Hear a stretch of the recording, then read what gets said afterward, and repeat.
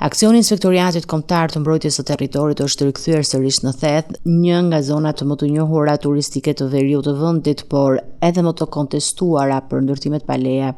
Në këtë fazë të dytë të operacionit, IKMT-ja pritet të shëmbë rreth 35 objekte që janë konstatuar si ndërtime pa leje brenda perimetrit të parkut kombëtar.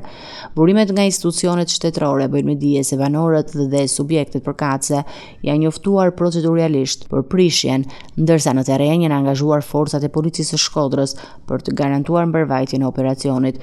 Ky është aksioni i dytë i ndërmarrë nga IKMT-ja në Theth, pas atij të muajit korrik ku ushqem rreth 70 struktura të tjera, kryesisht objekte akomoduese dhe bujtina të ngritura pa leje përkatëse. Aksioni i parë u shoqërua me kundërshtime dhe protesta nga banorët, të cilët argumentuan se ndërhyrja po dëmtonte burimin kryesor të të ardhurave në zonë, turizmin familjar. Në korrik, për të garantuar sigurinë gjatë prishjeve në mbështetje të IKMT-s, u mobilizuan 10 forca policie, pasi në disa raste pati përplasje verbale dhe tensione mes banorëve dhe efektivëve.